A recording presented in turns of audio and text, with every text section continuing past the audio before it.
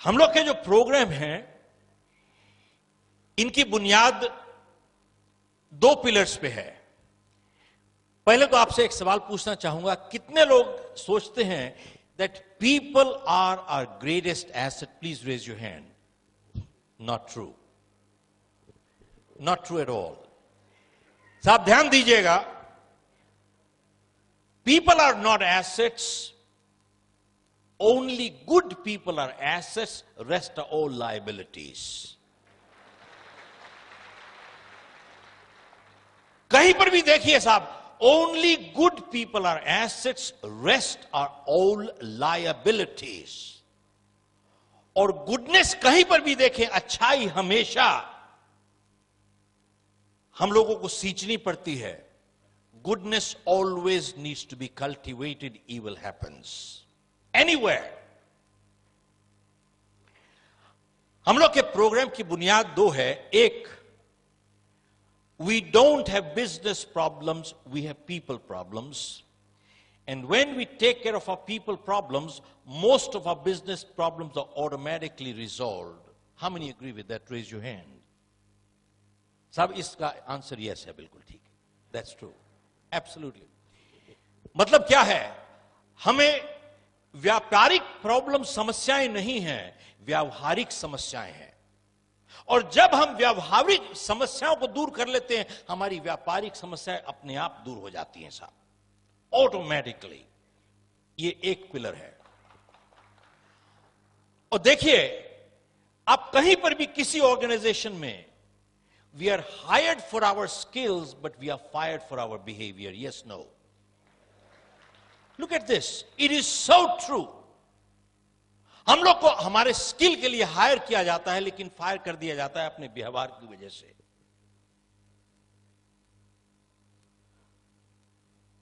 और दूसरी चीज, जब भी कोई इंसान यह कहता है कि यह मैं काम नहीं कर सकता, वो दो चीज कह रहा है, या मुझे करना नहीं आता या मैं करना नहीं चाहता।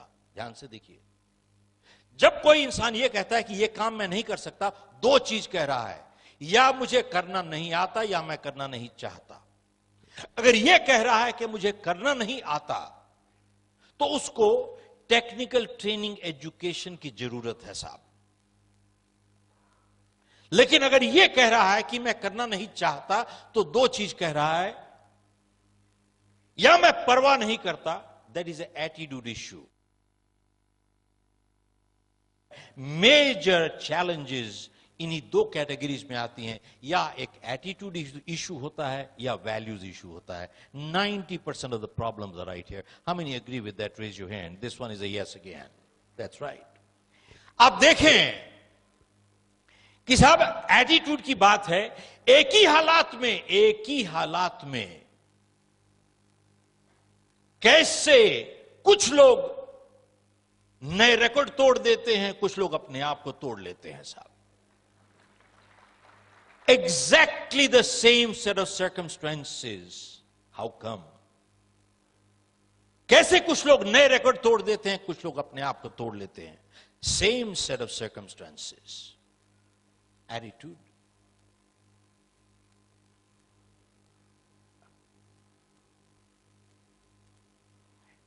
आप लोगों में से कितने लोगों ने मुझे पहले सुना है? मैं हाथ खड़ा करके बताइए तो।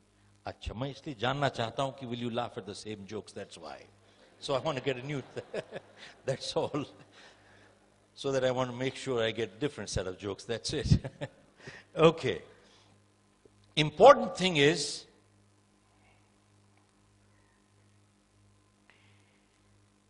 आप लोगों ने मोहम्मद अली का नाम सुना है साहब? Who was Muhammad Ali? The champion boxer. साहब जब वो रिंग में जाते थे, क्या कहते थे? I'm the greatest, I'm the champion, I'm the greatest, I'm the champion, I'm the greatest, I'm the champion. He never said, I hope I win, I hope I win, I hope I win. ये कभी नहीं कहा साहब उन्होंने। He used to say, I'm the champion, I'm the greatest. ये क्यों कहते थे? एंड जब वो रिंग में जाते थे और अपने अपोनेंट को देखते थे और उसको कहते थे, You have the belt, but I'm the champion.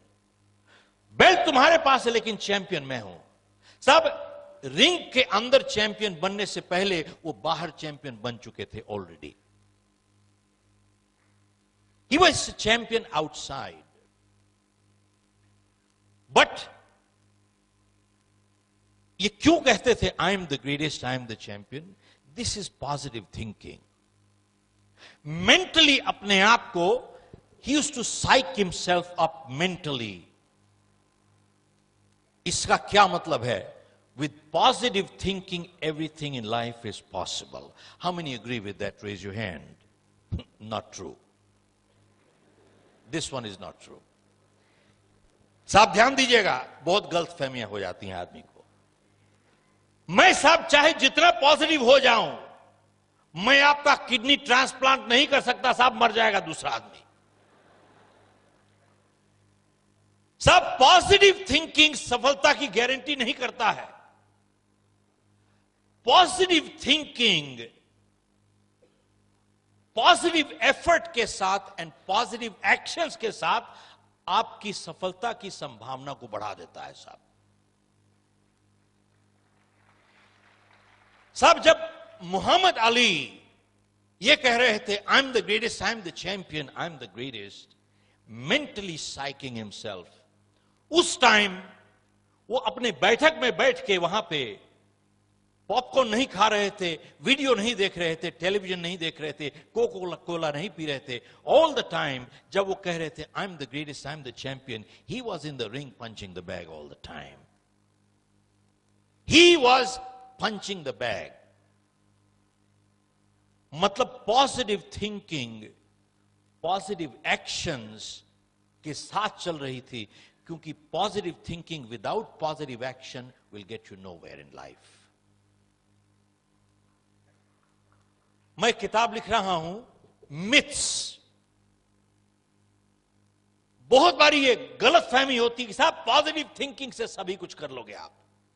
No, positive thinking must be backed with positive actions in order to achieve success. It increases your probability of success. आपकी सफलता की संभावना बढ़ जाती है इससे. मोहम्मद अली ने एक और बात कही कि जिंदगी में सफल होने के लिए आपको दो चीजें चाहिए. आपको काबिलियत भी चाहिए, आपको इरादा भी चाहिए. Which means he said you need the skill and you need the will. To succeed, you need two things in life. You need the skill and you also need the will. एक के बिना दूसरी काम नहीं करेगी साहब. दोनों चीजें चाहिए आपको, काबिलियत भी चाहिए, इरादा भी चाहिए. लेकिन इन दोनों में से उसने कहा कि will is a little more important than the skill. They are both important, but will is a little more important than the skill. तो उसने कहा कि साहब जब मैं चैंपियनशिप बाउट लड़ रहा था तो मेरे अपोनेंट ने मुझे मार के गिरा दिया. साहब ध्यान दीजिएगा, the champion has been beaten more times in the ring than anybody else. बोले जब मेरे अपोनेंट ने मुझे मार के गिरा दिया और मैं वहां पे जमीन पे लेटा हुआ था और रेफरी मुझे काउंट कर रहा था, उस टाइम मेरे स्किल ने मुझे मदद नहीं की साहब. What skill? बोले उसने ऑलरेडी तो मुझे मार के गिरा दिया.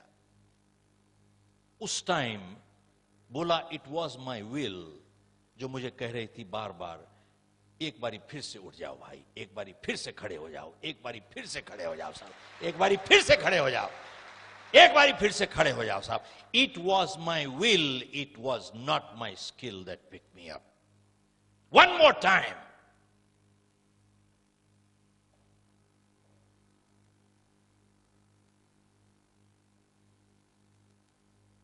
साहब आप लोगों ने माइकल फेल्प्स का नाम सुना होगा. कौन था माइकल फेल्प्स?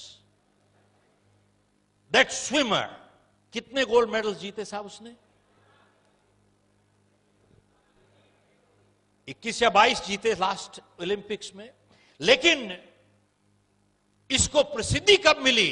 2008 में, जब इसने क्या किया, बेजिंग में 36 साल पुराना रिकॉर्ड तोड़ा। किसका? मार्क स्पिट्ज का। मार्क स्पिट्ज 1972 में म्यूनिक में उसने 7 गोल्ड मेडल जीते थे। वहां पे प्रेस वाले भी थे, तो किसी ने कहा कि साहब 7 गोल्ड मेडल जीत लिया आपने, must be your lucky day, must be your lucky day. तो जब मार्क स्पिट्ज ने यह सुना must be your lucky day, उसको बहुत बुरा लगा। तो उस जर्नलिस्ट को बुलाता है, कहता है तुम इधर आओ, मैं तुमको बताता हूं what luck did for me. कहता है आई वॉज इन मैक्सिको 1968। बोला मैंने 3 गोल्ड मेडल जीते। He says, मैं खुश था लेकिन ना खुश था। बोले मेक्सिको से म्यूनिक में 4 साल में मैंने 10,000 घंटों की प्रैक्टिस की है। और अगर आपका गणित अच्छा है, इसका मतलब है 2,500 घंटे हर साल। और गणित और अच्छा है, इसका मतलब है 8 घंटे डेली बिना एतवार के। और मार्क स्पिट्ज ने जर्नलिस्ट को कहा कि आप ऐसा कीजिए, अगले 4 साल के लिए 8 घंटे डेली पानी में बैठ जाइए, आपका जिस्म सुकड़ जाएगा। पूछता है, बोले क्या किस्मत ने मुझे जिता दिया है।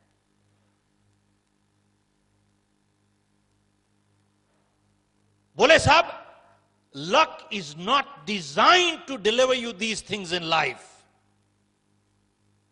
और उसने जवाब दिया, बोले एथलीट्स, ध्यान दीजिएगा, athletes train 15 years for 15 seconds of performance। बोले साहब एथलीट्स 15 साल की तैयारी करते हैं 15 सेकंड की परफॉर्मेंस के लिए। जाके उनसे पूछिए, किस्मत ने दिला दिया उसको। हमारा ऑफिस है सिंगापुर में। 3 साल पहले मैं अखबार पढ़ रहा था, 2016 की ओलंपिक्स के लिए 5 गोल्ड मेडल के लिए 3 साल पहले अखबार में लिखा था कि हम लोग तैयारी कर रहे हैं 2016 के लिए 5 गोल्ड मेडल जीतने के लिए। और उससे कितने साल पहले से तैयारी चल रही है, इमेजिन। बोले साहब एथलीट्स 15 साल की तैयारी करते हैं 15 सेकंड की परफॉर्मेंस के लिए।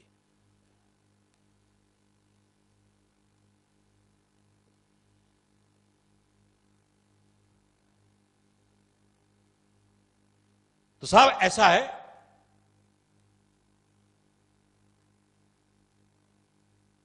लेकिन माइकल फेल्प्स ने 8 गोल्ड मेडल जीते बीजिंग में।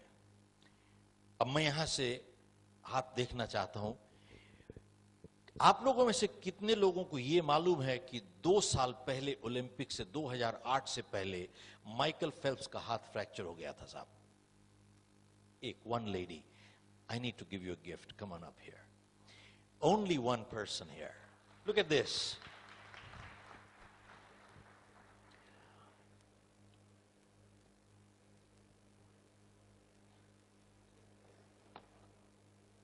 I'm going to give you one of my posters. सब 35 साल पहले मैंने ये एक पोएम पढ़ी थी, इसने मेरी जिंदगी बदली। ये लिखा है, Don't quit. It says, when things go wrong as they sometimes will, when the road you are trudging seems all uphill, when the funds are low and the debts are high and you want to smile but you have to sigh, when care is pressing you down a bit, rest if you must but don't you quit. It says, success is failure turned inside out. The silver tints of clouds of doubt. You never can tell how close you are. It may be near when it seems so far. It says, so stick to the fight when you're hardest hit. It's when things go wrong that you must not quit. Thank you very much. Thank you. Give her a hand. Look at what she said. कहती है साहब, my sister trained 10 hours per day to go for the Commonwealth Games. 10 hours a day. साहब जानते हैं, लोग सफलता चाहते हैं, लेकिन सफल होने के लिए तैयारी करने की कीमत नहीं चुकाना चाहते साहब. Repeat, most people want to succeed, but very few people are willing to pay the price to prepare to succeed.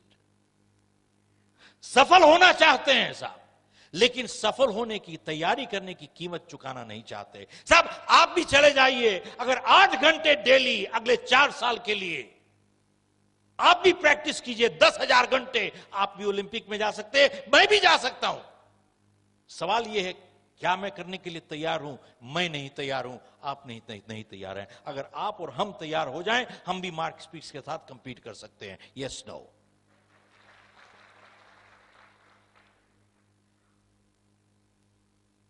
साहब 2 साल पहले ओलंपिक से माइकल फेल्प्स का हाथ फ्रैक्चर हो गया था,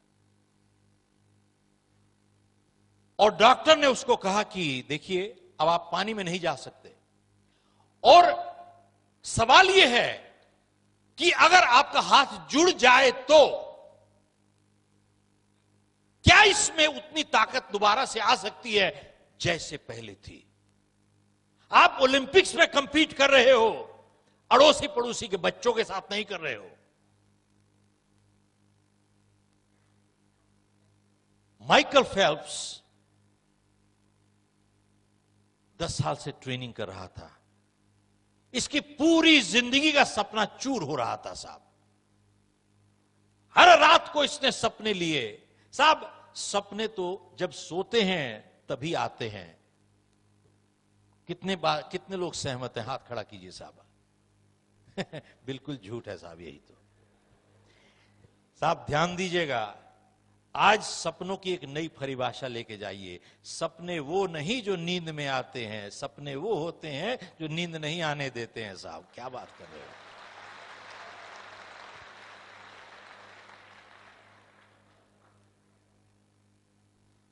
माइकल फेल्प्स ने अपनी जिंदगी का सपना देखा टूटते हुए.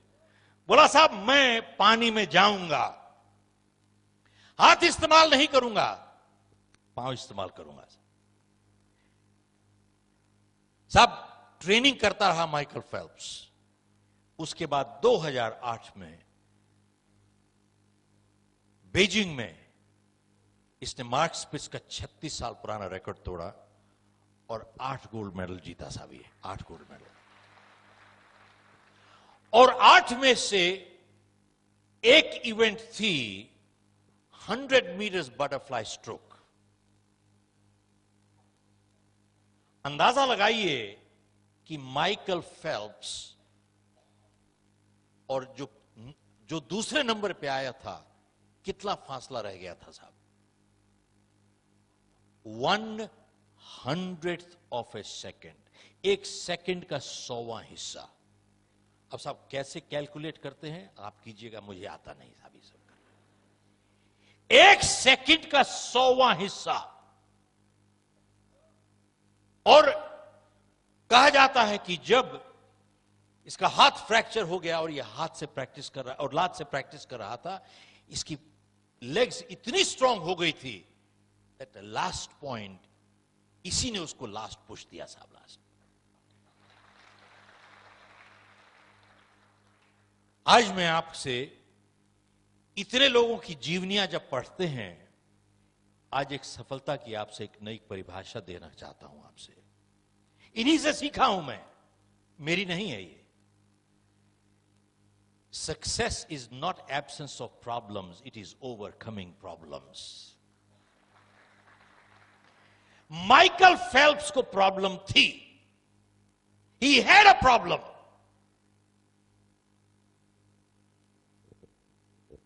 सब समस्या के ना होने को सफलता नहीं कहते, समस्या के ऊपर काबू पाने को सफलता कहते हैं. He had a problem.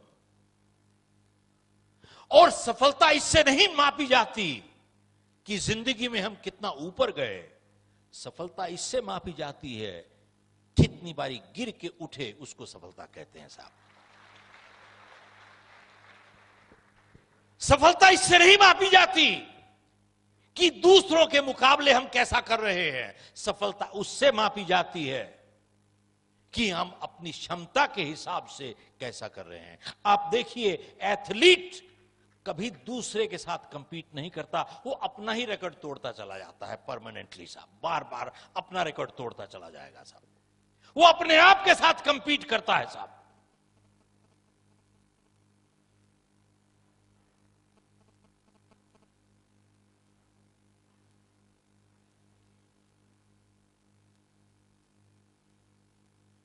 कुछ 6 महीने पुरानी बात है, सिंगापुर में मैंने अखबार पढ़ा तो उसमें लिखा था कि तकरीबन 50%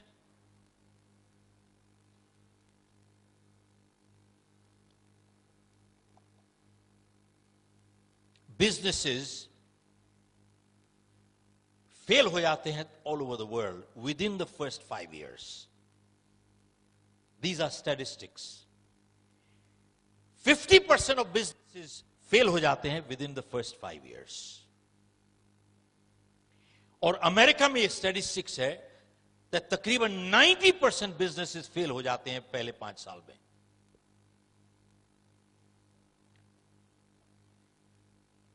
और उस आर्टिकल में लिखा था कि जिस तरीके से इंफॉर्मेशन आज स्पीड है इंफॉर्मेशन की, लोगों को मुश्किल हो गया है साहब to keep up with the pace today. हम जैसे आदमी छोड़िए जिसके अब बाल सफेद हो गए। एक आदमी मेरे को रास्ते में मिले तो मेरे को देख के कहते हैं, आप कुछ पहचाने लग रहे हो भाई एयरपोर्ट पे। तो मैंने कहा शायद मेरा कॉमन फेस होगा भाई कुछ। तो मेरे को कहता है, ओ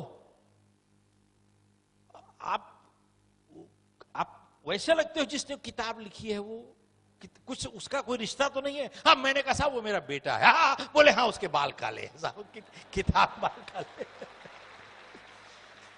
मैंने कहा साहब तो anyway, leave aside people like me who's got white hair, but even the younger generation is finding hard to keep up with technology. बहुत मुश्किल हो गया है साहब।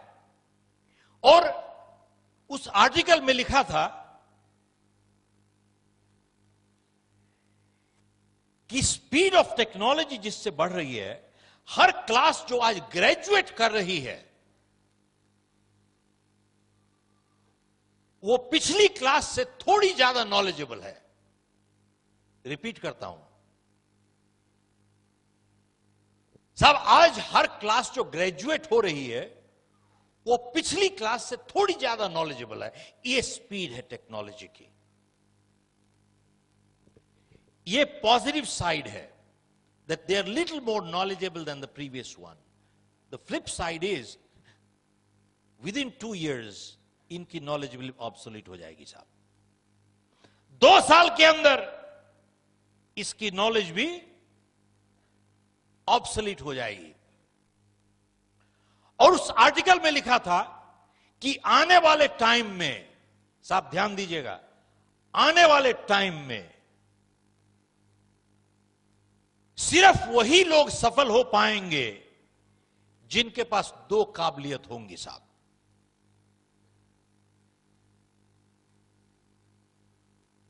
People who have people skills and people who have selling skills.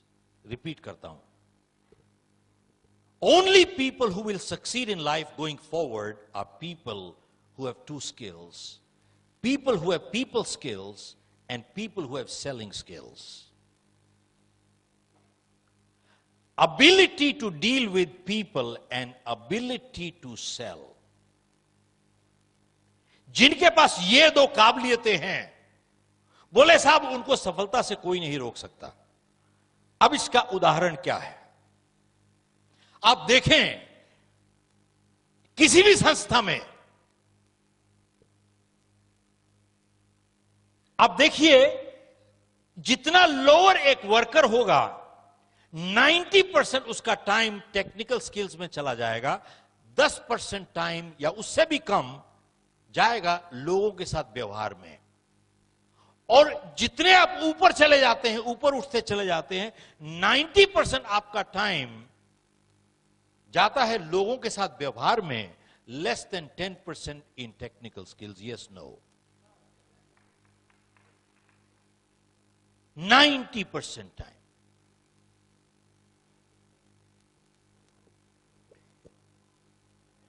US में एक leadership meet हुई, तो वहां पे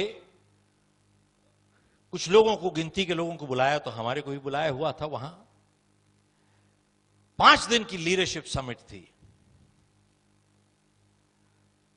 तो वहां पे एक चीज बहुत उभर के आई कि आज की जो जनरेशन है,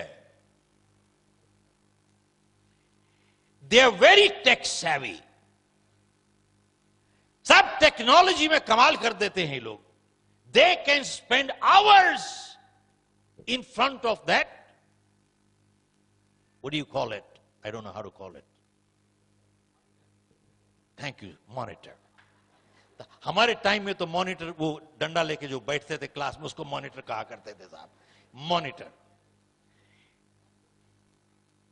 तो साहब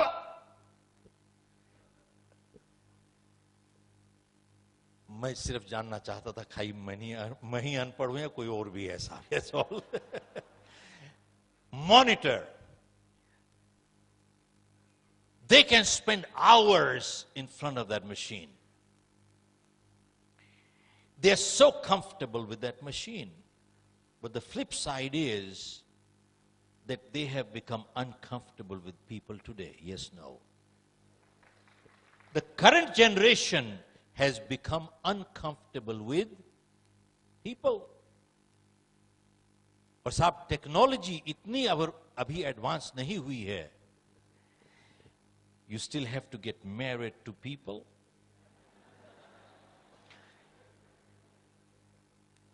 you can't have babies from computers as of now. आगे आने वाले टाइम में क्या होगा पता नहीं साहब। You have to live with people. और साहब किसी ने बहुत सही बात कही है, टेक्नोलॉजी और टेक्नीशियंस आप हमेशा पैसे के साथ खरीद सकते हो, लेकिन दुनिया में सबसे अमीर इंसान, रिश्ते उनको बनाने ही पड़ते हैं।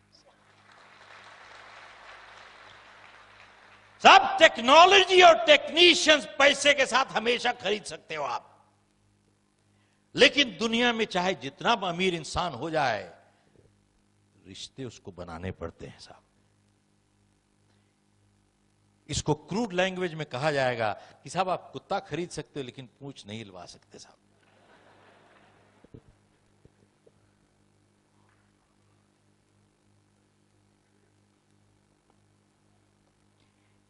Technical people skills, they are crucial. और दूसरा is selling skills. दूसरा इज सेलिंग स्किल्स। तो साहब हमने जब किताब लॉन्च की पिछले साल, यू कैन सेल, तो प्रेस वाले आए वहां पे और बोले कि किताब का नाम है यू कैन सेल। ये किताब लगता है सेल्स प्रोफेशनल्स के लिए है।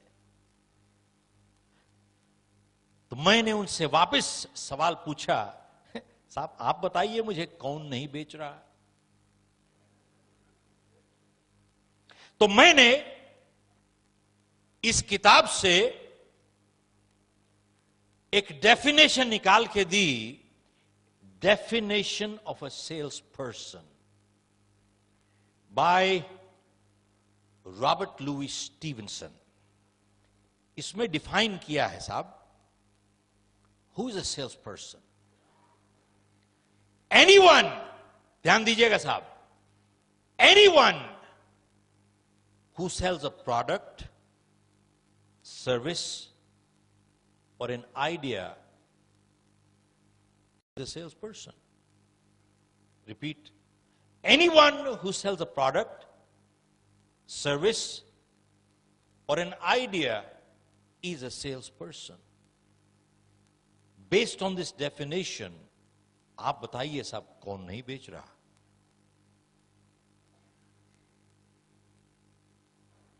साहब, एक कैंडिडेट एक जॉब इंटरव्यू के लिए जाता है, क्या कर रहा है वो?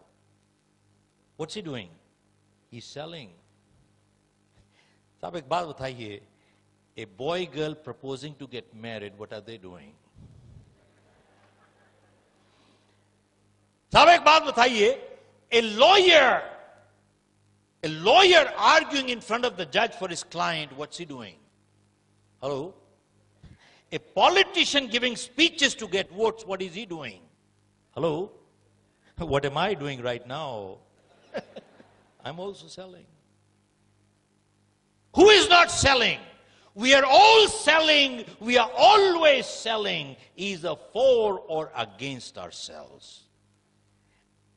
And success in life depends on our ability to sell.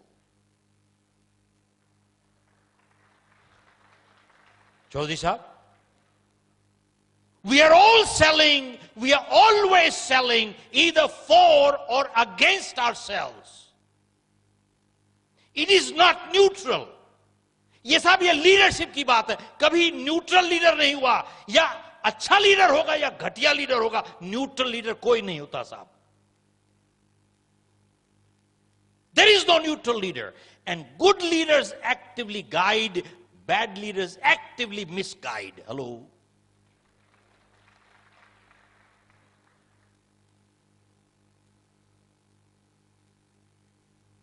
अच्छे लीडर गाइड करते हैं, बैड लीडर मिसगाइड. न्यूट्रल नहीं होता कोई लीडर भी साहब.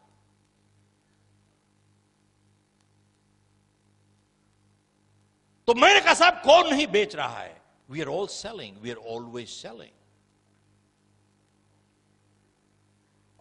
And then मैंने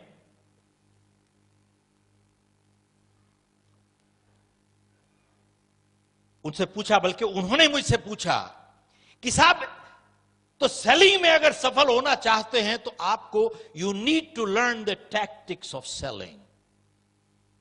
In sales, if you want to succeed in life, you need to learn the tactics of selling. How many agree with that? Raise your hand. Not true. मैंने कहा साहब, in sales, you need to learn the principles of selling, not tactics of selling. Why? Because principles are based on foundation of integrity. Tactics are manipulative. बहुत फर्क है साहब. Tactics में आप manipulate करते हो, प्रिंसिपल्स जो हैं they are based on foundation of integrity. बहुत फर्क है. और फिर बोले कि साहब in selling you need to learn the tricks of the trade. मैंने कहा ना ना ना, गलत है साहब. Professionals learn the trade, they leave the tricks to the cheats and crooks. Leave the tricks to the cheats and crooks, learn the trade. आज statistics देखिए आप. Narayan Murthy said 90% of graduates that are coming out from our colleges, whether management or engineering colleges, they are not employable. How can you employ them? और बिल्कुल सही कह रहे हैं. And about 60 to 70%, ध्यान दीजिएगा साहब, 60 to 70% of engineering graduates today end up in sales jobs and they don't know how to sell.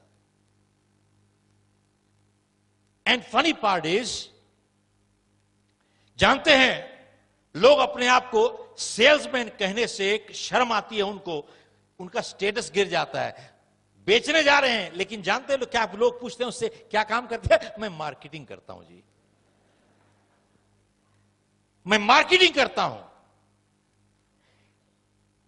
Salesman नहीं कह सकते अपने आप को, जानते हैं शर्मिंदा महसूस करते हैं. मैंने इस किताब में मार्केटिंग डेफिनेशन दी है, जो मार्केटिंग पढ़ाते हैं. मार्केटिंग क्या होती है? Marketing only identifies and strategizes sources of money gets no money. Only sales gets money. Are you with me? That's right.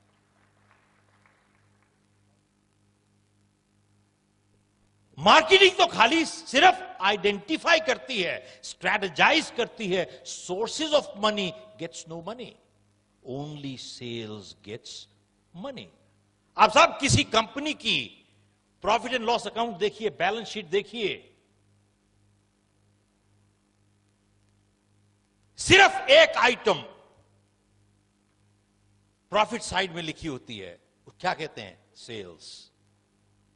और उसके अलावा हर चीज इज ओवरहेड्स। प्रॉफिट में सिर्फ एक आइटम जाती है, sales. Rest everything in the company is. साहब एक अच्छी company, good sales people are the first to be hired, last to be fired, because they represent profit.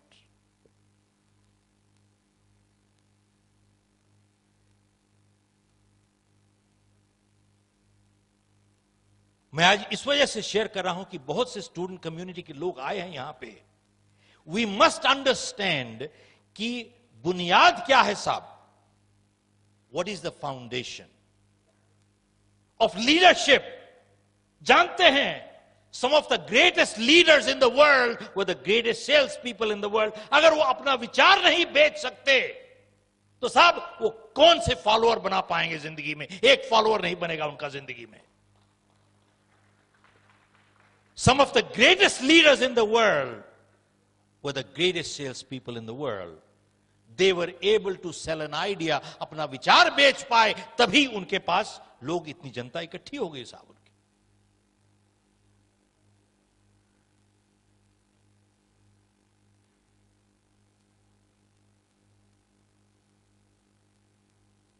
आप लोगों ने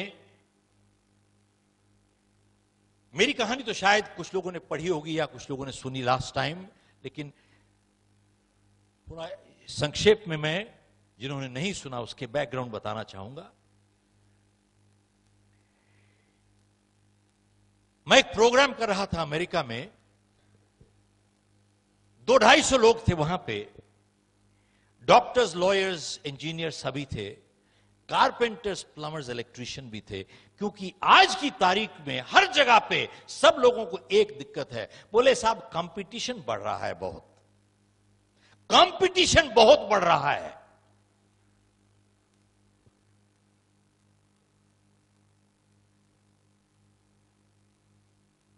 साहब मैं आपसे पूछना चाहता हूं कि आज चाहे जो काम करें, कंपटीशन बहुत घना है। कितने लोग सहमत हैं? हाथ खड़ा कीजिए साहब। Yes, no?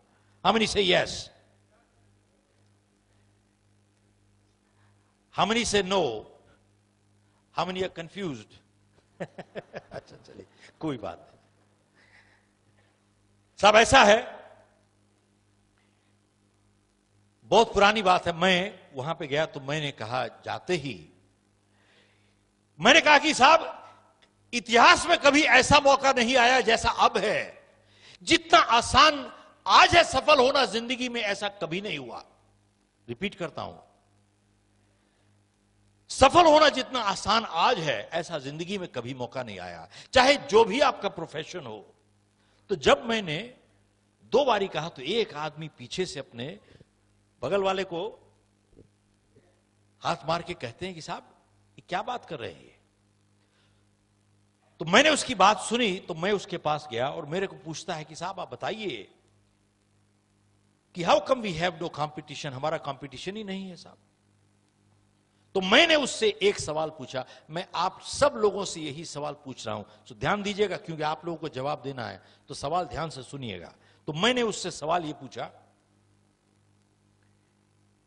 और आप लोगों से वही पूछ रहा हूं, साहब आप कितने लोगों को जानते हैं जो सड़क पे चल रहे हैं इस टाइम, जो जितने उनको पैसे मिलते हैं उससे ज्यादा काम करने को तैयार हैं? कितने लोगों को जानते हैं आप?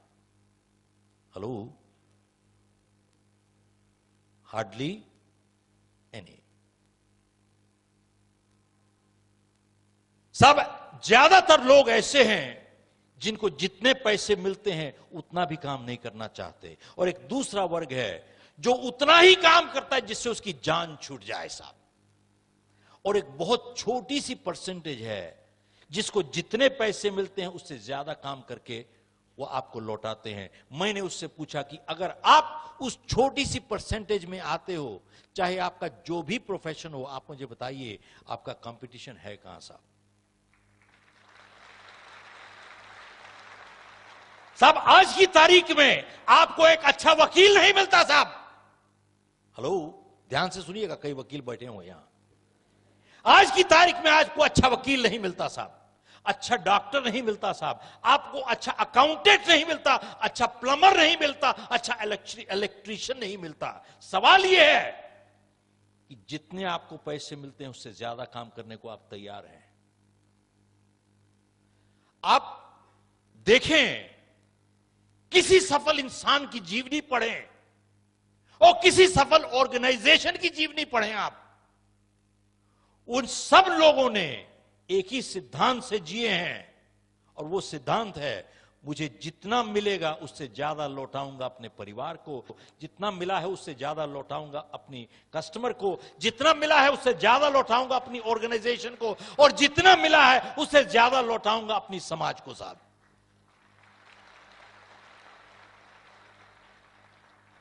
ये मेरी फिलॉसफी नहीं है, आप किसी भी सफल इंसान की फिलॉसफी देखें जिसने सफलता हासिल की है और उसके बाद सफलता को कायम रखा है। हासिल करना एक चीज है और कायम रखना दूसरी चीज है साहब।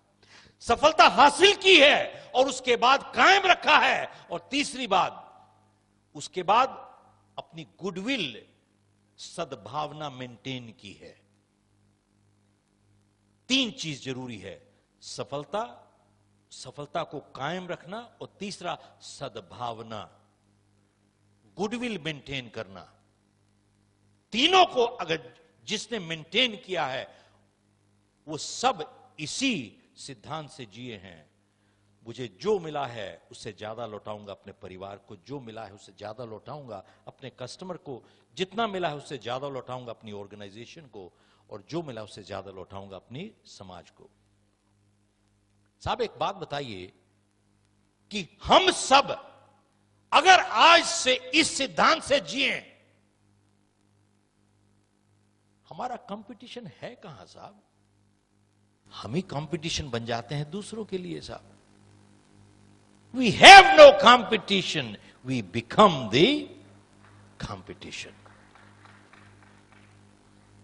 अब एक बात बताइए, इतनी छोटी सी चीज समझने के लिए पीएचडी की जरूरत है भैया?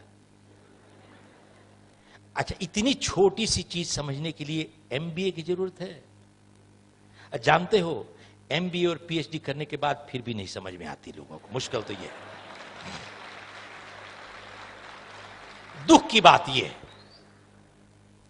इसके लिए ना एमबीए चाहिए ना ही पीएचडी चाहिए साहब।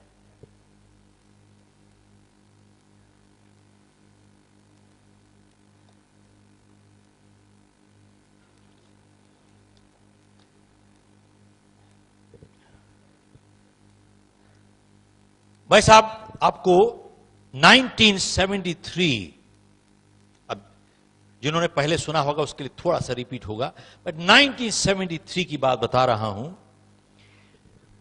जनवरी 1973 मुझे बहुत अच्छी तरीके से याद है। हम लोग की कोल माइंस थी इंडिया में, तकरीबन 1000 लोग काम करते थे साहब। मैंने क्रिएट नहीं की थी, मैंने इनहेरिट की थी। तो माइंस नेशनलाइज हो गई, सरकार ने सभी कुछ ले लिया साहब। अब कुछ परिवारों के पास पैसे थे, हमारे पास नहीं थे। मेरे फादर की डेथ हो चुकी थी जब मैं कॉलेज में था, और मेरी शादी को सिर्फ 4 हफ्ते हुए थे साहब। अब कुछ लोग मेरी एज का अंदाजा लगा रहे हैं साहब already, but that is okay. हर एक की अपनी अपनी कैलकुलेशन, आप कुछ बात करो, अपनी कैलकुलेशन हर एक की अलग होती है साहब। खैर, तो साहब सब कुछ चला गया। और उसके बाद हमारे घर से सामान बिकने लगा, कुछ ना कुछ टेबल कुर्सियां बिकने लगी टू गेट फूड फॉर।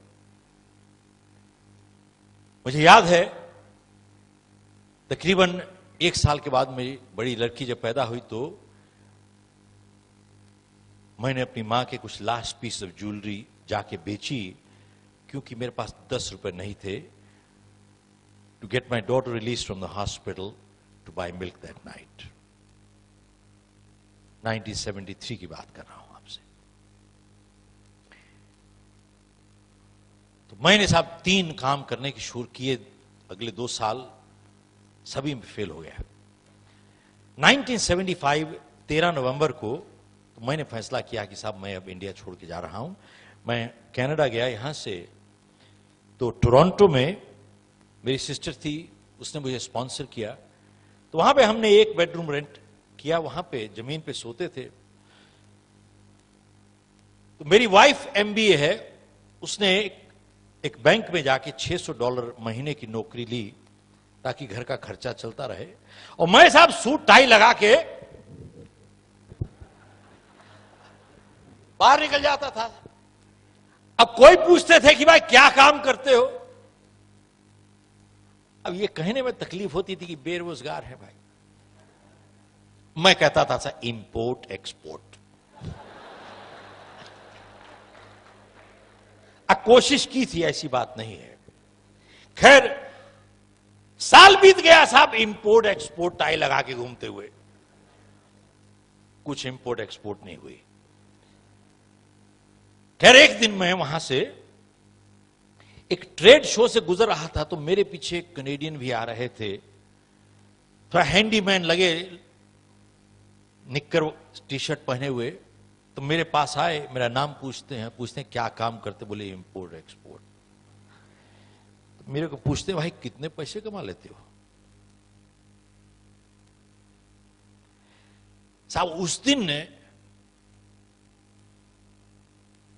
होश में आया, ये सोच में आई कि भाई चाहे जितने मर्जी सूट टाई लगा लो, दुनिया 2 मिनट में समझ आती है जेब खाली है भाई। तो मैंने उसको बोला भाई इससे तुम्हारा क्या लेना देना।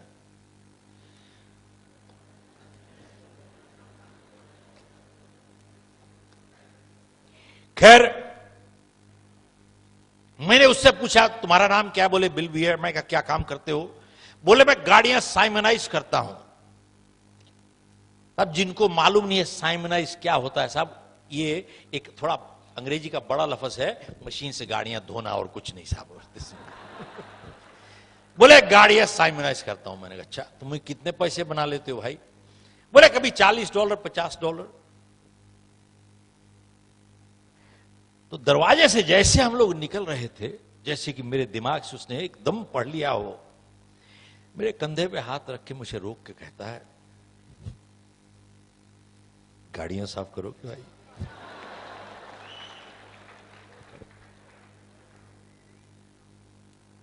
मैं भी सोचने लगा भाई कब तक खाली पेट घूमेंगे ऐसे। मैंने कहा भैया कितने पैसे दोगे, बोले $5 काटूंगा केमिकल के, बाकी बांट लेंगे आधे आधे। तो मैंने उससे पूछा कि भैया एक बात बताओ, गाड़ियां साफ करना को हाईटेक जॉइंट वेंचर कोलैबोरेशन तुमको थोड़ी चाहिए, अच्छे पैसे बना रहे हो, क्योंकि पैसे बांटने को क्यों तैयार हो गए। बोले गाड़ियां साफ करना अकेले टाइम नहीं गुजरता, कोई बात करने वाला मिल जाए टाइम निकल जाता है, इसलिए बांट रहा हूं और कुछ नहीं है साहब। तो साहब दूसरे दिन गए, हमने गाड़ियां साफ की, $25 दोनों ने बना लिए पॉकेट में। अगले दिन $35 $30 $40, रोज थोड़े थोड़े थोड़े पैसे बनते रहे, कुछ ना कुछ खरीदते रहे साहब। तभी मैंने अखबार में एक इश्तिहार पढ़ा कि अगर आप थोड़े एक्स्ट्रा पैसे कमाना चाहते हो तो घर घर जाके वो वैक्यूम क्लीनर की डेमोन्स्ट्रेशन किया कीजिए। तो मैंने कहा साहब ये बहुत बढ़िया है साहब, दिन में गाड़ियां साफ करूंगा, शाम को घर जाके वैक्यूम क्लीनर सफा करूंगा साहब। मैंने कहा ठीक है। तो मैं भी पहुंच गया साहब, 200-300 लोग थे वहां पे, खूब मोटिवेशनल लेक्चर दिया उन्होंने और मशीन पकड़ा दी, बोले जाके घर घर जाके डेमोन्स्ट्रेशन कीजिए और हर डेमोन्स्ट्रेशन के आपको $5 मिलेंगे साहब। अब भी साहब इतने ना समझ थे, समझ ही कुछ नहीं थी। हमने यही समझा कि खाली जाके डेमोन्स्ट्रेशन करनी पड़ती है, बेचना नहीं होता साहब। तो हम अपार्टमेंट बिल्डिंग में जाते थे, वहां पे दरवाजा खटखटाते थे, कोई दरवाजा खोलता था, मैं कहता था साहब आपको वैक्यूम क्लीनर नहीं खरीदना, तो पहले तो तसल्ली हो जाती थी, खरीदना नहीं है भाई, खाली डेमोन्स्ट्रेशन करवा लीजिए, $5 मिल जाएंगे। कुछ लोग तरस खा के कहते थे आओ भाई आ जाओ आ जाओ आ जाओ, अब कुछ लोग बाहर निकाल देते थे। एक दिन मैं डेमोन्स्ट्रेशन कर रहा था एक इंडियन परिवार के, यहां पे हस्बैंड वाइफ सोफा पे बैठे थे, मैं जमीन पे बैठा था। तो ये सज्जन वैक्यूम क्लीनर नहीं देख रहे थे, मेरी तरफ देख रहे थे। तो मैंने उनसे पूछा कि साहब कुछ गलती हो गई? बोले ना। तो मैंने पूछा कि भैया ऐसे क्यों देख रहे हो? मेरे से पूछता है जिंदगी में कभी लाइफ इंश्योरेंस बेचा है? मैंने कहा भाई मैं वैक्यूम क्लीनर यहां पर रगड़ रहा हूं, तो बात क्या कर रहा है? पूछता है जिंदगी में कभी लाइफ इंश्योरेंस बेचा है? मैंने कहा ना भैया कभी बेचा नहीं है, ना ही बेचूंगा, क्योंकि मुझे याद है इंडिया में वो एजेंट, वो लूट, वो चुंबक आपकी लाइफ पकड़ लेता था जब तक दस्तखत ना करो साहब, तभी उसको कहते थे लाइफ इंश्योरेंस एजेंट, आपकी लाइफ पकड़ लेता था साहब। तो मैंने कहा साहब मैं जिंदगी में लाइफ इंश्योरेंस एजेंट कभी नहीं बनूंगा साहब। खैर मैंने कहा साहब मैं नहीं लाइफ इंश्योरेंस बेचूंगा। मैंने अपना थैला वाला उठाया, अपना वैक्यूम क्लीनर रगड़ा करके, $5 का काम था मेरा, चल के निकल गए।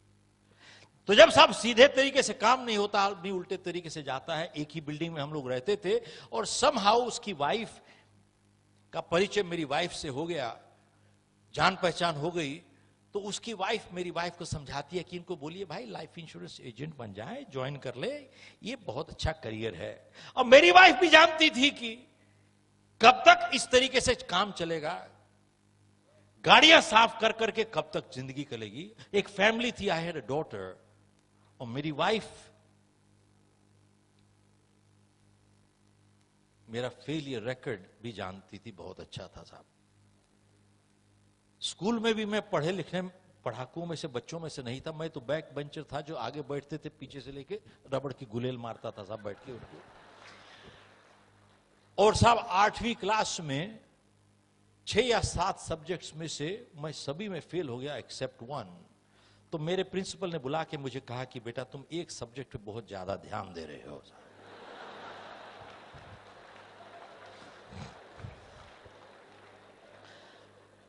साहब 28 बच्चों में से मेरा 27वां नंबर था, क्योंकि 28वां एब्सेंट था साहब।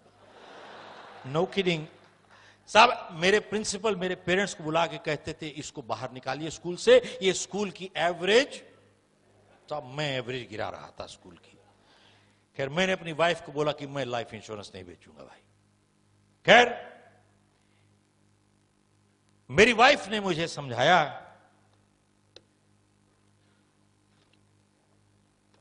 कि लाइफ इंश्योरेंस बेचने के लिए आपको एक इम्तिहान पास करना पड़ता है। बोले आप इम्तिहान पास तो कीजिए, अगर पास कर लिया तो एक चॉइस मिल जाएगी लाइफ में आपको।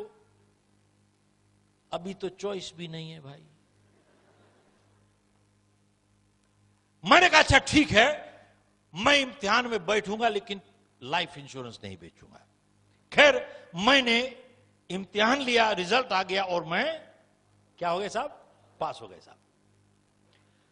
अब ये हमको अपने दफ्तर ले गए, जिन्होंने ये सारा चक्कर शुरू किया था, ले गए दफ्तर, अपने डिस्ट्रिक्ट मैनेजर से मिलाया। जैसे पहुंचे वहां पे बहुत बुजुर्ग से आदमी, बहुत तजर्बेदार मैच्योर आदमी, जैसे गया आप कंग्रेचुलेट करके हाथ मिलाते हैं, कहते हैं शेफ अगर तू लाइफ इंश्योरेंस एजेंट अभी बन जाएगा तो मैं तुम्हें एक ऑफर दूंगा और तुम्हें टाइम दूंगा सोचने का। मैंने कहा साहब बिल्कुल ठीक, दीजिए। बोले कि साहब अगर तू लाइफ इंश्योरेंस एजेंट अभी बन जाएगा तो मैं तुझे $150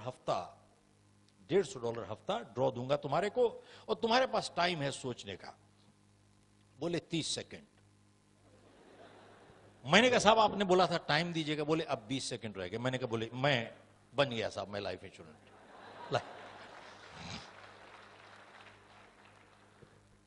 साहब, मैं लाइफ इंश्योरेंस एजेंट बन गया, जो मैं जिंदगी में बनना नहीं चाहता था। उसके बाद मुझे किताब दी उन्होंने, थोड़ी ट्रेनिंग दी, बोले बेटा जाके बेचो अब चलो। उसके बाद अगले 3 महीने साहब मैंने जी तोड़ मेहनत की। शीशे में देख के अपने आप को कह सकता हूं कि मैंने 200% मेहनत की। हर इंसान पहचान जाता है, कह सकता है कि मैंने कितनी की। साहब मैंने 200% मेहनत की और मैंने कंपनी का रिकॉर्ड तोड़ दिया साहब।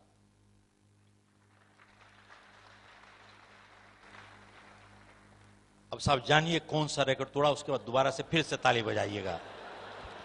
साहब कितनी सेल मैंने की? ऑलमोस्ट 0।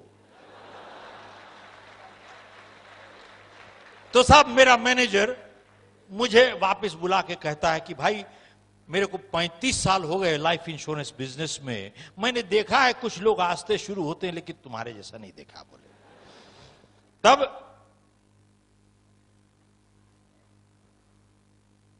मेरे को कहता है डोंट कम बैक टुमारो। बोले you are fired, get out. मैंने कहा भाई मेरी बात तो सुनो। मैंने कहा साहब मैं तो ज्यादा पढ़ा लिखा नहीं हूं, डॉक्टर, वकील, अटर्नी, अकाउंटेंट नहीं हूं मैं। I am a BCom 3rd division, failed in my 10th। I got a handicap. How do you expect performance?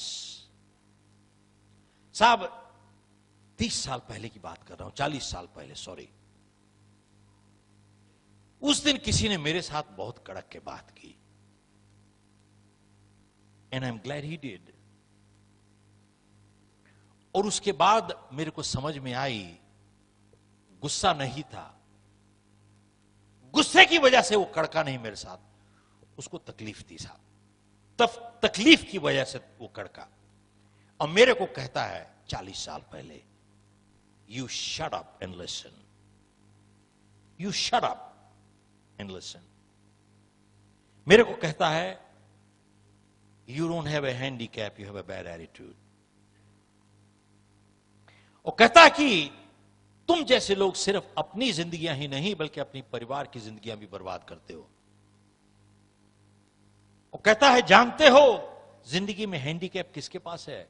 Doctor, lawyer, attorney, accountant, they all have handicaps in life. मैंने बोला ये तो हमने सुना नहीं कभी, बताइए how do they have handicaps? तब उसने कहा कि कहता है आप जाके देखिए दुनिया में कहीं पर भी एक वकील, इंजीनियर, डॉक्टर, अटर्नी, इन सब ने अपना क्षेत्र चुन लिया है, एंड दे आर स्टक, फंसे हुए हैं साहब। Generally true, exceptions different. They all have chosen their field, they are stuck. मेरे को कहता है तुमने तो अपना क्षेत्र चुना ही नहीं, तुम्हारी समझ में नहीं आती, दुनिया तुम्हारे लिए ओपन है, the world is open to you. तो मैंने कहा साहब मैंने तो कभी सोचा ही नहीं ऐसे। कहते now that you are fired, he said you got all the time to think. He said leave my office. साहब उस दिन मेरी अपॉइंटमेंट थी 30 मील दूर। मेरी चॉइस थी to keep or not to keep, because I knew next day I had no job. और मुझे यह भी मालूम था, I was not sure if I would get paid or not, क्योंकि हमारी हर अपॉइंटमेंट 1 हफ्ता इन एडवांस बनती थी। मैंने साहब फैसला किया कि I'll go for the appointment। शाम को 6:30 बजे मैं गाड़ी चला के जा रहा था। Having failed one after the other in my life, उस शाम को मैं इतना डिप्रेस्ड फील कर रहा था कि न जाने क्या हुआ, एकदम मैं अकेला, आई बर्स्ट आउट इनटू क्राइंग। मैं साहब अकेला रो रहा था वहां पे, गाड़ी चला रहा था। अब मेरी समझ में नहीं आ रही थी कि एक एडल्ट होने के नाते मेरे को रोटी कमानी नहीं आती है, एक परिवार है, I didn't know how to earn a living. और मैं एक के बाद एक I was failing in my life. I kept crying, kept praying. मेरी समझ में नहीं आ रही थी कि मेरी जिंदगी कहां जा रही है साहब। वो 30 मील का फासला 30 साल जैसे लग रहा था उस रात साहब। उसके बारे में आज बात करना आसान है, उस रात को आसान नहीं था। आधे घंटे के बाद मैं पहुंचा अपनी अपॉइंटमेंट पे, 7 बजे थे। मैंने अपने आप को संभाल के ऊपर गया, बेचना शुरू किया। 7 बजे मैं गया, जब तक उसने घड़ी देखी 11:30 बज चुके थे। 4.5 घंटे। इसीलिए लाइफ इंश्योरेंस एजेंट को लूट कहते हैं साहब, कोई हटता ही नहीं वहां से।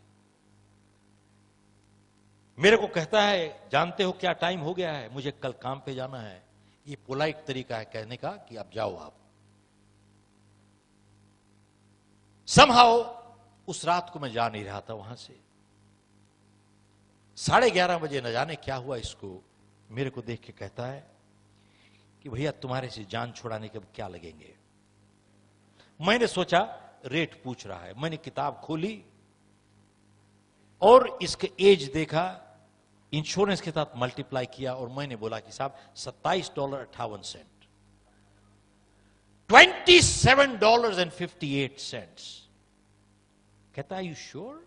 मैंने कहा यस, $27 एंड मेरे को कहता है कि 4.5 घंटे पहले क्यों नहीं बोल दिया मेरे को। चेक निकाल के $27 का चेक बना के कहता है ये पकड़ो, बाहर जाओ भाई साहब। That was one of my first sales. मैं रात को 12, साढ़े 12 बजे, 1 बजे घर आया। दूसरे दिन मैं अपने ऑफिस गया और अपने मैनेजर के पास मैंने कहा कि जो आज एक एप्लीकेशन है मेरे पास, छोटी है लेकिन चेक के साथ है, क्योंकि बिना चेक के एप्लीकेशन की कोई कीमत नहीं साहब। मैंने कहा चेक के साथ है। मैंने कहा भैया मुझे रहने दोगे यहां पे, कि अगर आप मुझे आज निकाल दोगे तो मुझे मालूम नहीं कहां जाना है मुझे, और खाली एक जगह मालूम है, गाड़ियां साफ करना, और मैं अब करना नहीं चाहता। मेरा परिवार है, मेरी फैमिली है। मैं एक कमिटमेंट तुमसे करता हूं साहब, ध्यान दीजिएगा, मैं एक कमिटमेंट तुम्हारे से करता हूं कि मैं तुम्हारे को मेरी मेहनत की वजह से तुम्हें जिंदगी में कभी शिकायत नहीं मिलेगी, लेकिन मुझे आप रहने दीजिए यहां पे। मेरे को देख के कहता है शिव, तेरी छोटी एप्लीकेशन नहीं है, तेरी जिंदगी की सबसे बड़ी एप्लीकेशन है। और दूसरी चीज कहता है कि मैं तुझे आज यहां पे तब रहने दूंगा अगर तू एक कमिटमेंट कर, मेरे साथ नहीं, अपने साथ और अपने परिवार के साथ, तब मैं तुझे रहने दूंगा यहां पे। साहब उस दिन मैंने कमिटमेंट की और वो मेरी जिंदगी में एक मोड़ था। हर एक की जिंदगी में कोई न कोई मोड़ जरूर आता है, यस नो, बिल्कुल। मेरी जिंदगी में एक मोड़ था वो।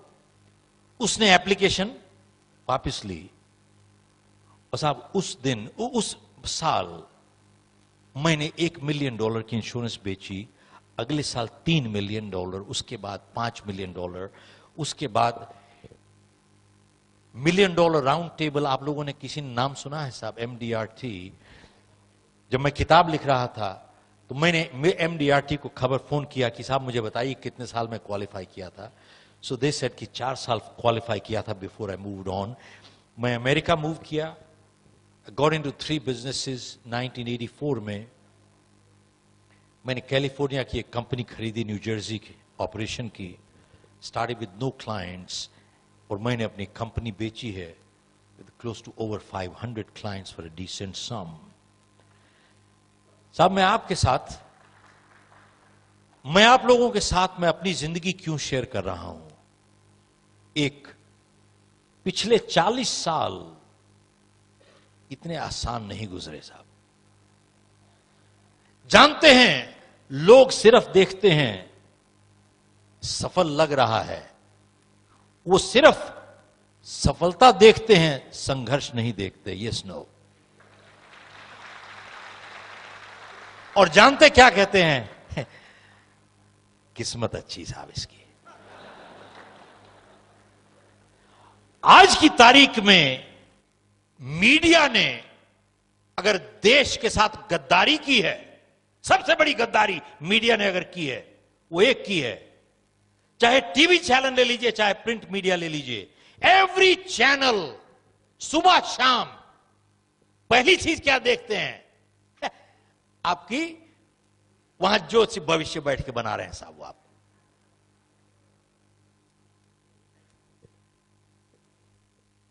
सुबह से शाम आपको वही बताते हैं। आपका क्या राशिफल है, आपका क्या चल रहा है वहां पे, आज लकी कलर क्या है, लकी नंबर क्या है। आप 5 पेपर देखिए, 5 में अलग अलग लकी नंबर दिखेंगे, 5 में अलग अलग लकी कलर दिखेंगे साहब। मैं आसाम में एक प्रोग्राम कर रहा था वहां पे, और फ्लाइट पकड़ने में लेट हो गए, तो ड्राइवर जैसे गाड़ी चला रहा था, सामने से बिल्ली रास्ता काट गई साहब। वो गाड़ी एकदम जोर से मार दी जैम, जोर से मारी तो गाड़ी को झटका लगा जोर से। तो मैंने कहा भाई क्या किया? बोले सब बिल्ली रास्ता काट गई, ये अच्छा शगुन नहीं है, कुछ ना कुछ नुकसान होता। मैंने कहा तू तो, नुकसान तो अभी होता, किसी के 2-4 दांत टूट जाते। बिल्ली रास्ता काटे ना काटे, तू तो मरवा देगा वैसे भी। तो मैंने कहा अब क्या होगा? बोले अब वेट करेंगे किसी की। मैंने कहा अगर हम जाएंगे तो बोले नहीं अब शगुन है साहब। तो मैंने कहा भाई किसी और को जाने दोगे तो फिर क्या होगा? मैंने कहा उसको प्रॉब्लम आ जाएगी, हमको नहीं आएगी। बोले उसको आ जाएगी साहब। तो मैंने कहा एक बात बताओ, मान लीजिए अगर तुम 50 घर और पीछे होते और यही बिल्ली अगर निकल जाती, और मान लीजिए तूने बिल्ली नहीं देखी होती, तो फिर क्या होता? बोले उसकी बिल्ली की पावर कम हो जाती है साहब।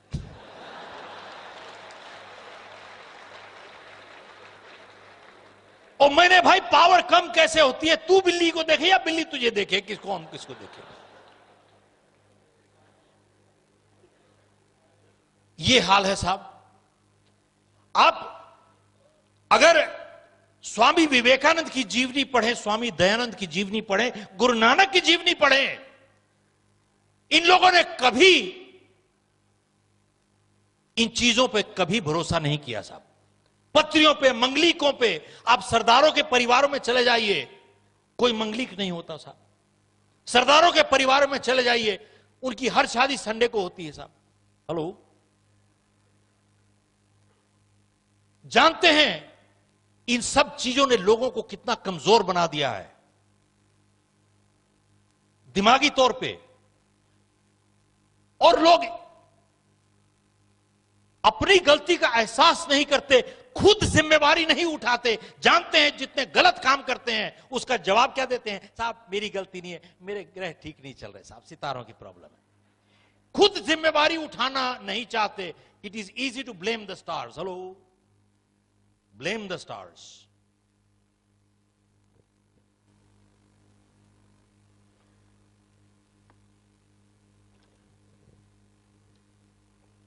खैर, इस हादसे से और दूसरा मैसेज एक सीखा हमने। मेरे मैनेजर ने एक बात कही थी, क्योंकि हम लोग की हर अपॉइंटमेंट 1 हफ्ता इन एडवांस बनती थी, 1 वीक इन एडवांस। मेरे को मेरे मैनेजर ने कहा कि साहब ऐसा है, इसे सेव, अगर तुम्हारी अपॉइंटमेंट 1 हफ्ता इन एडवांस नहीं बनती, और अगर तुम सुबह उठ के सोचते हो मैं आज क्या करूंगा, बोले तुम you are unemployed with a job. ध्यान दीजिएगा। He says if you do not have appointments made 1 week in advance and you wake up in the morning and you start thinking, let me see what I have to do today, he said, you are unemployed with a job. And then he said, you fall into the category of people who keep working till they find a job. और फिर उसने जो बात कही, उसने कहा कि साहब आप जानते हैं, there are more people in this world who are not working than there are people who are unemployed. Repeat. दुनिया में ज्यादा लोग हैं जो काम नहीं कर रहे बजाय उनके जो अनएम्प्लॉयड हैं. There are more people who are not working.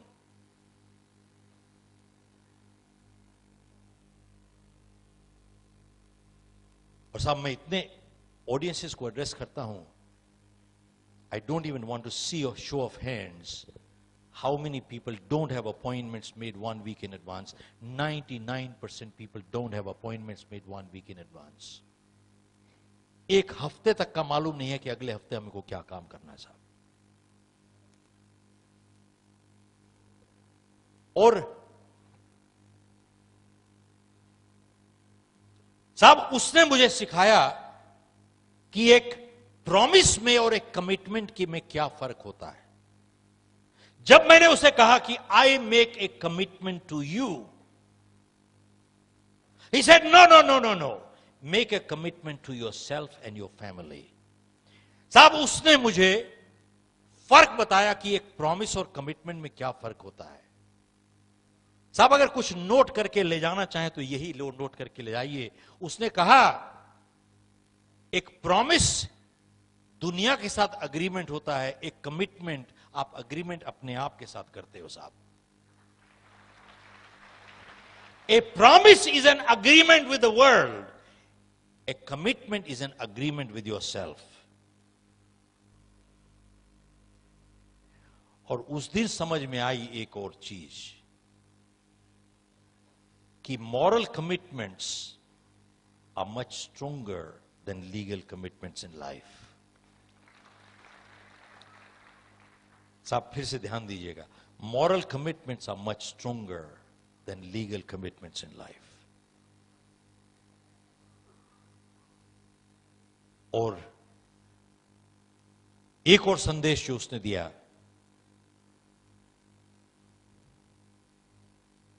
when he said, you shut up and listen to me, he got my attention. साहब मेरा ध्यान उसने खींच लिया अपनी तरफ को. He got my attention. उस दिन ये बात समझ में आई कि कभी कभी जिंदगी में you got to be unkind to be kind. That sometimes in life you need to be unkind to be kind. अब वही कहते हैं, parenting is not a popularity contest, leadership is not a popularity contest. Sometimes in life you got to be unkind to be kind. और साहब उस दिन एक और बात समझ में आई कि जिंदगी में सिर्फ 2 ही रिश्ते होते हैं जो सुधारते हैं, दुनिया सजा देती है. रिपीट करता हूं साहब, जिंदगी में सिर्फ 2 ही रिश्ते होते हैं जो सुधारते हैं, दुनिया सजा देती है. कौन से 2 रिश्ते हैं जो सुधारते हैं? साहब जिंदगी में सिर्फ एक टीचर का रिश्ता और एक मां बाप का रिश्ता जो सुधारता है, दुनिया सजा देती है साहब. और कोई नहीं सुधारता, कोई नहीं सुधारता, सिर्फ सजा देती है दुनिया. Only parents and teachers in life care to correct. World punishes. इसके लिए PhD चाहिए क्या? MBA चाहिए?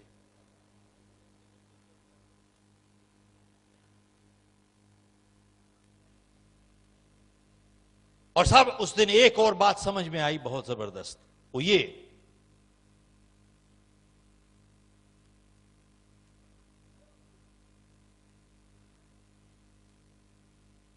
जब तक, so long as criticism is painful to the giver, they have a right to give constructive criticism. But the moment criticism becomes a pleasure to the giver, they have no more right to criticize. साहब, जब उसने मुझे shut up कहा, probably शायद उसके दिल में चोट ज्यादा पहुंची बजाय मेरे दिल में. आप देखते हैं, कोई भी अच्छा टीचर या अच्छा पेरेंट अपने बच्चे को डांटता है, उसको ज्यादा तकलीफ होती है बजाय बच्चे के. Yes no.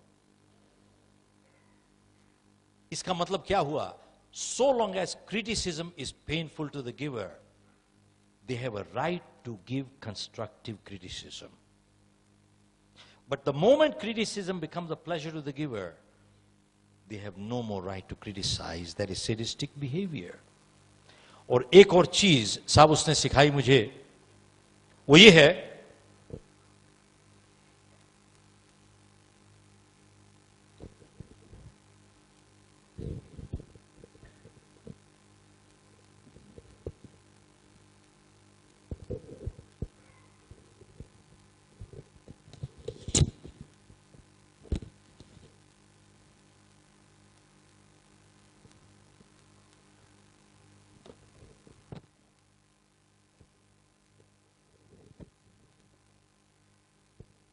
तब तकरीबन 40 साल पहले मेरे मैनेजर ने मेरे को इंट्रोड्यूस किया समथिंग कॉल्ड अ जर्नल. उसने मुझे कहा कि शिव, तुम अगर जिंदगी बदलना चाहते हो, सिर्फ अपने अंदर 5 मिनट डेली इन्वेस्ट करो अगले 31 दिन के लिए, तुम्हारी जिंदगी हमेशा के लिए बदल जाएगी. साहब ध्यान से सुनिएगा, बहुत जरूरी चीज है ये. मेरे को उसने कहा कि साहब ऐसा है, जिंदगी अगर बदलना चाहते हो, अपने अंदर सिर्फ 5 मिनट डेली इन्वेस्ट करो अगले 30 दिन के लिए. 31वें दिन तुम्हारी जिंदगी बदल जाएगी. 30 दिन सिर्फ. तो मैंने उससे पूछा कि भाई 30 दिन में जिंदगी बदल सकती है क्या? मैंने एक चीज सीखी उससे कि समझदार इंसान सवाल का जवाब नहीं देता, सवाल का जवाब सवाल में ही देता है साहब. उसने वापस मुझसे पूछा कि अगर बदल सकती है, तुम करना चाहते हो क्या? अगर बदल सकती हो तो क्या तुम करने को तैयार हो? तो मैंने कहा साहब मैं तैयार हूं. तब उसने मुझे ये जर्नल निकाल के दिखाई. ये तो अब जो है, ये तो बहुत दूसरे किस्म की जर्नल है, लेकिन जो उसने दिखाई थी वो एक किताब सी थी. लेकिन उसने कहा कि इसमें मैंने अपनी किताब यू कैन विन से बताया है कि इसमें 30 दिन का प्रोग्राम कैसे फॉलो किया जाता है. How do you implement 31 day program. और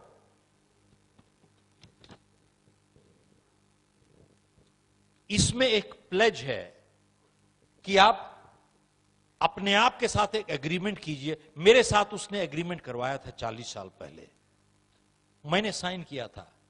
I am honest, I am reliable, I am a responsible person, I am a trustworthy person, I am a hard-working person. I will always do and give more than what I get to my family, my organization, my customer, my society.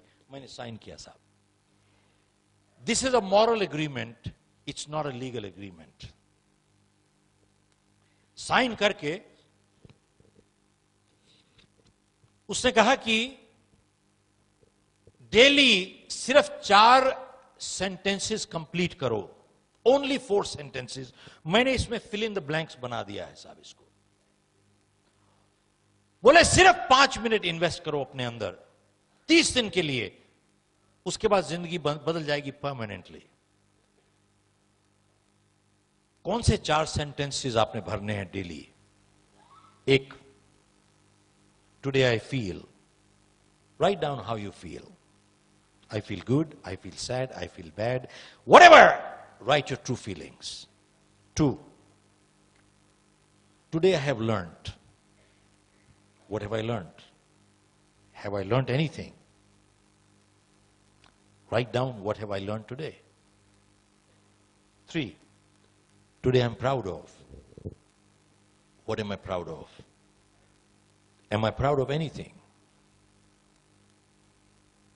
4, today I commit to improve.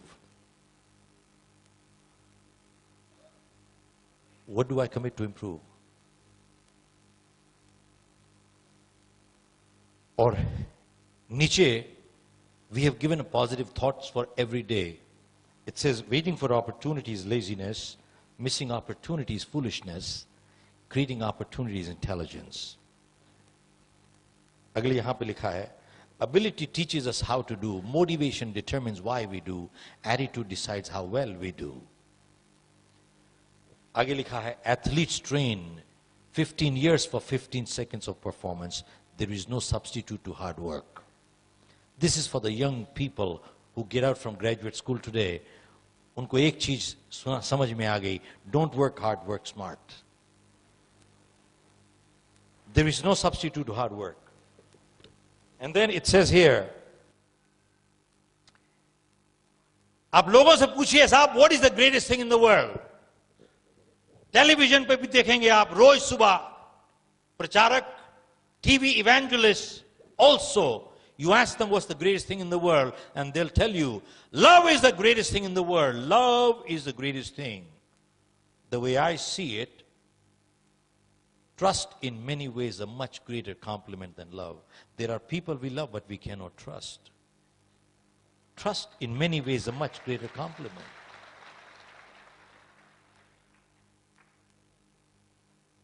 साहब 5 minute सिर्फ daily, सिर्फ 4 fill in the blanks करने हैं, only 4 fill in the blanks. 30 दिन के लिए. तो मैंने उससे पूछा कि साहब ये बताओ, ये 30 दिन का फॉर्मूला क्या है? तो साहब उसने मेरे को रिसर्च निकाल के दिखाई. और अगर आप लोग आज गूगल करना चाहते हैं, बहुत से students, go Google and you'll find out.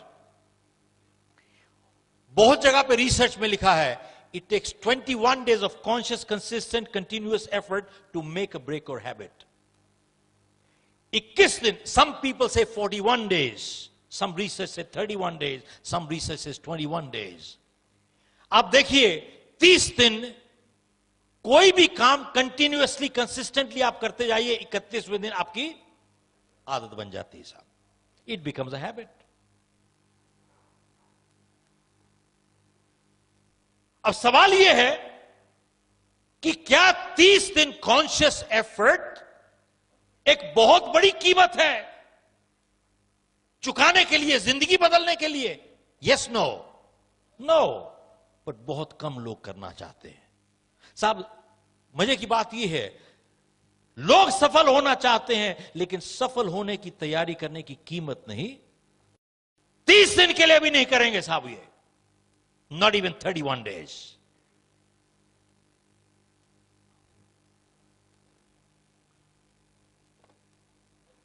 Alok, I'd like to hand over this journal to you as a small little token for 30 years of Dainik Bhaskar, a 31-day program. Thank you.